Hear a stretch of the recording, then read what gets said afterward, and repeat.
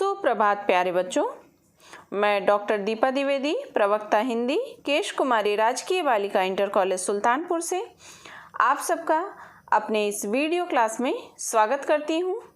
बच्चों, आज के इस वीडियो में हम लोग मीराबाई का जीवन परिचय, साहित्यिक परिचय, कृतियाँ, भाषा शैली एवं हिंदी साहित्य में स्थान का अध्ययन करेंगे। मीराबाई का जीवन परिचय। मीराबाई का जन्म सन 1498 ईस्वी में राजस्थान के प्रसिद्ध राठौर वंश में हुआ था। इनके पिता का नाम राव रत्न सिंह था। इनका जन्म स्थान मेड़ता राज्य का चौकड़ी ग्राम माना जाता है, जो कि राजस्थान में है। मीरा जब छोटी थीं तभी इनकी माता का निधन हो गया, अतः इनका लालन पालन इनके बाबा राव दूदा ने किया। मीरा का विवाह राणा सांगा के ज्येष्ठ पुत्र कुंवर भोजराज के साथ सन 1516 ईस्वी में हुआ था। काल की ऐसी गति हुई कि कुछ वर्षों बाद ही मीरा विधवा हो गई। युवावस्था का वैधव्य मीरा की जीवन धारा को ही प्रभावित कर गया। इनकी सारी चित्तवृत्तियाँ गिरधर गोपाल में केंद्रित हो गईं। यद्यपि मीरा बचपन से ही कृष्ण भक्त थीं, परंतु विधवा होने के बाद तो इनका अधिकांश समय साधु संतों की संगति में व्यतीत होने लगा। इनका यह व्यवहार उदयपुर की राजमर्यादा के विरुद्ध था, अतः परिवार के लोग इनसे रुष्ट रहते थे, परंतु इन पर इस बात का कोई असर नहीं था। कहा जाता है कि यह प्रेम दीवानी द्वारिका में कृष्ण की मूर्ति के समक्ष हरि तुम जानो जन की पीर गाती हुई उस मूर्ति में ही सन 1546 ईस्वी में समा गईं। इस प्रकार कृष्ण की दीवानी मीरा कृष्णमय हो गई।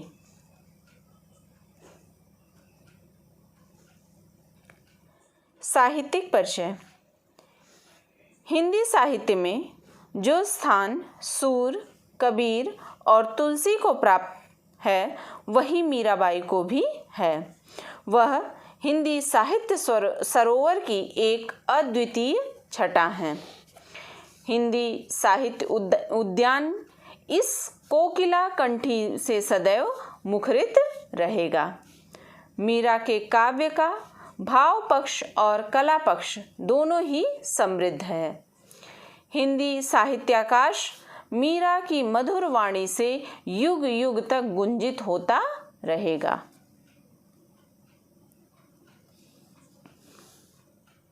कृतियाँ।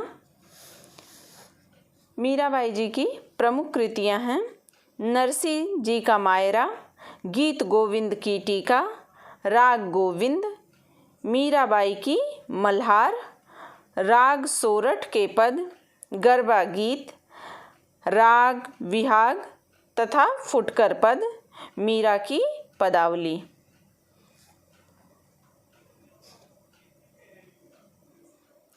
काव्यगत विशेषताएं। इसमें पहली विशेषता है भाषा। मीराबाई के काव्य की भाषा कोई एक निश्चित भाषा नहीं है। इनके कुछ पद राजस्थानी, कुछ गुजराती और कुछ ब्रज भाषा में प्राप्त होते हैं। मीराबाई की अधिकांश रचनाएं ब्रज भाषा में ही पाई जाती हैं। मीराबाई के काव्य में विभिन्न भाषाओं के प्रयोग का कारण यह है कि वे स्थायी रूप से किसी एक स्थान पर नहीं रहीं, अतः जहाँ जहाँ वे गईं वहीं की भाषा का उन पर प्रभाव पड़ा। पंजाबी भाषा से भी वे अछूती न रह सकीं। एक उदाहरण मैं आपके सम्मुख प्रस्तुत करती हूँ। लागी सोही जाने कठण लागण दी पीर। इनकी रचनाओं में राजस्थानी भाषा का प्रभाव तो स्पष्ट परिलक्षित है, और यह प्रभाव तो होना भी आवश्यक है, क्योंकि वहीं तो मीरा ने जन्म लिया था। मीराबाई की भाषा सीधी सादी है। यह भाषा भावों को प्रभावोत्पादक और स्पष्ट बनाने में सहायक है, न कि दबाने में। अभिप्राय यह है कि मीरा की भाषा भावों को प्रकट करने में सहायक है, वह साधन रूप में अपनाई गई है, न कि साध्य रूप में। सरसता, माधुर्य, सरलता, स्पष्टता और प्रभावोत्पादकता मीराबाई की भाषा के आवश्यक गुण हैं।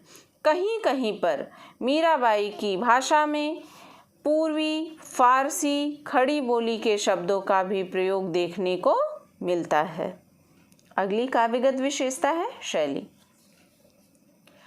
परंपरागत रूप से जयदेव और विद्यापति से प्रचलित पद अर्थात गीत रचना को मीराबाई ने अपनाया। सूर ने भी इसी शैली को अपने काव्य में स्थान दिया था। सूरदास के समान मीराबाई के पदों में भी संगीतात्मकता, मधुरता और सरसता का सामंजस्य है।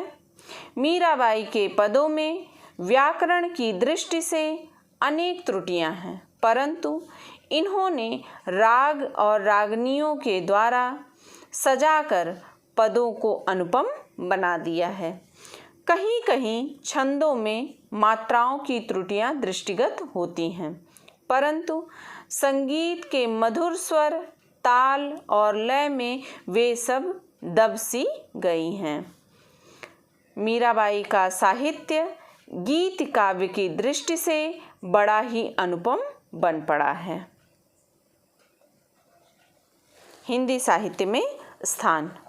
बच्चों, हिंदी साहित्य में मीराबाई के महत्व को रेखांकित करते हुए आचार्य रामचंद्र शुक्ल जी का कथन है कि मीराबाई का नाम भारत के प्रधान भक्तों में है और इनका गुणगान नाभाजी, ध्रुवदास, व्यास जी, मलुकदास आदि सब भक्त कवियों ने किया है। तो बच्चों, आज के इस वीडियो में हम लोगों ने मीराबाई का जीवन परिचय सविस्तार से पढ़ा है। उम्मीद करती हूँ आपको समझ में भी आया होगा। तो मिलते हैं बच्चों अगले वीडियो में। धन्यवाद।